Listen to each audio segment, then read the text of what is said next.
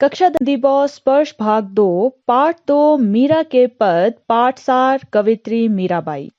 Hello बच्चों, मैं शिक्षा सक्सेस सीरीज एजुकेशन से आज हम चैप्टर मीरा के पद की समरी करने जा रहे हैं। अगर आपको इस पाठ के नोट्स चाहिए या आपको कंप्लीट चैप्टर की एक्सप्लेनेशन वीडियो देखनी है जिसमें कठिन शब्द, व्याख्या इत्यादि हैं, या फिर एमसीक्यूज चाहते हैं, तो इन सारे कंटेंट का लिंक वीडियो के नीचे डिस्क्रिप्शन बॉक्स में दिया हुआ है। वहां से आप पूरे चैप्टर को प्रिपेयर कर सकते हैं। तो हम मूव करते हैं अपने समरी की ओर। लोक कथाओं के अनुसार अपने जीवन में आए कठिन दुखों से मुक्ति पाने के लिए मीरा घर परिवार छोड़कर वृंदावन में जा बसी थी और कृष्ण प्रेम में लीन हो गई थी। उनकी रचनाओं में उनके आराध्य यानी श्री कृष्ण कहीं निर्गुण निर्विकार ब्रह्मा अर्थात जिसका कोई रूप आकार ना हो ऐसे प्रभु, कहीं सगुण साकार यानी गोपी वल्लभ श्री कृष्ण, और कहीं निर्मोही परदेसी जोगी अर्थात जिसे किसी की परवाह नहीं ऐसे संत के रूप में दिखाई देते हैं।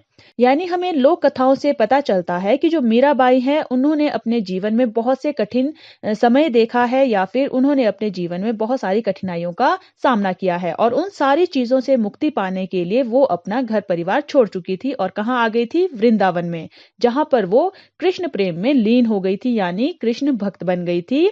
इसी कारण जो उनकी जितनी भी रचनाएं हैं उनमें कहीं पर तो जो है हमें श्री कृष्ण के रूप में श्री कृष्ण देखने को मिलते हैं, लेकिन कहीं पर जो है वो निर्गुण निर्विकार ब्रह्मा के रूप में मिलते हैं यानी जिसका कोई आकार नहीं है, जो निराकार है। और कहीं कहीं पर जो है निर्मोही परदेसी जोगी के रूप में हमें देखने को वो मिलते हैं। यानी बहुत सारे रूप जो है मीराबाई ने हमें श्री कृष्ण के दिखाए हैं। तो चैप्टर में वो किस रूप की बात कर रहे हैं?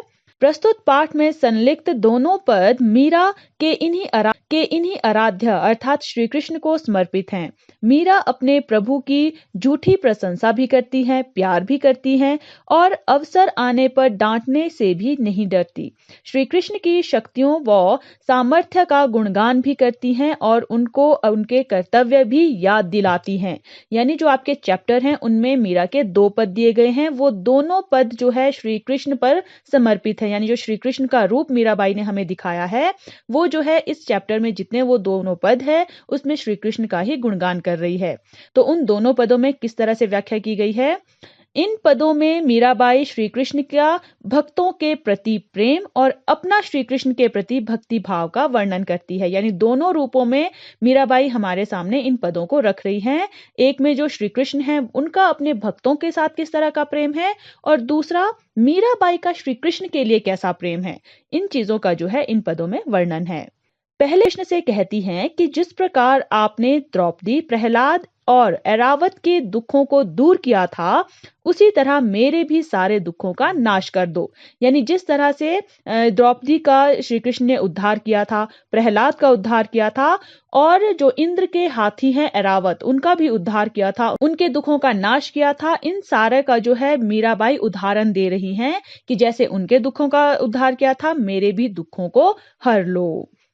दूसरे पद में मीरा श्री कृष्ण के दर्शन का एक भी मौका हाथ से जाने नहीं देना चाहती। वह श्री कृष्ण की दासी बनने को तैयार है, बाग बगीचे लगाने को भी तैयार है, गली गली में श्री कृष्ण की लीलाओं का बखान भी करना चाहती हैं, ऊंचे ऊंचे महल भी बनाना चाहती हैं ताकि दर्शन का एक भी मौका ना चूके। यानी जो मीराबाई हैं वो पहले पद में उन्होंने क्या दिखाया कि श्री कृष्ण जो है अपने भक्तों का किस तरह से उद्धार करते हैं, और यहाँ दूसरे पद में मीराबाई जो है अपना उनका श्री कृष्ण के प्रति कैसा प्यार है वो दिखाना चाहती हैं कि वो श्री कृष्ण की दासी भी बनने को तैयार है, उनके लिए बाग बगीचे भी बनाना चाहती हैं ताकि उनको फूल वो समर्पित कर पाएं, गली गली में जो है श्री कृष्ण के गुणगान भी वो गाना चाहती हैं ताकि सभी को जो है श्री कृष्ण की लीलाओं का पता चले, और ऊंचे ऊंचे महल बनाना चाहती है ताकि वहां से वो श्री कृष्ण को हर पल देखते रहे, उनके दर्शन का एक भी मौका वो नहीं छोड़ना चाहती हैं। श्री कृष्ण के मनमोहक रूप का वर्णन भी किया है और मीरा श्री कृष्ण के दर्शन के लिए इतनी व्याकुल हैं कि आधी रात को ही कृष्ण को दर्शन देने के लिए बुला रही हैं।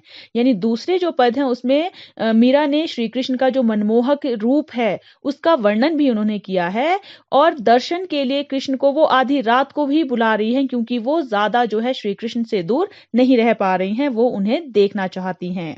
तो ये थी चैप्टर मीरा के पद की समरी, जिसमें मीरा के जो 2 पद आपको पाठ्य पुस्तक में दिए गए हैं उसका वर्णन किया गया था कि किस तरह से मीरा जो है बताना चाहती हैं कि श्री कृष्ण अपने भक्तों का किस तरह से ध्यान रखते हैं, और जो भक्त हैं यानी जो मीरा खुद हैं वो श्री कृष्ण से कितना प्रेम करती है, वो श्री कृष्ण के लिए क्या क्या कर सकती हैं। और इस पाठ के नोट्स और कंप्लीट चैप्टर की एक्सप्लेनेशन वीडियो या फिर एमसीक्यूज के जो कंटेंट है उनका लिंक वीडियो के नीचे डिस्क्रिप्शन बॉक्स में दिया गया है। आप वहां पर जाकर चैप्टर की एक्सप्लेनेशन को देख सकते हैं और पूरे चैप्टर को अच्छे से प्रिपेयर कर सकते हैं अपने एग्जाम्स के लिए। धन्यवाद।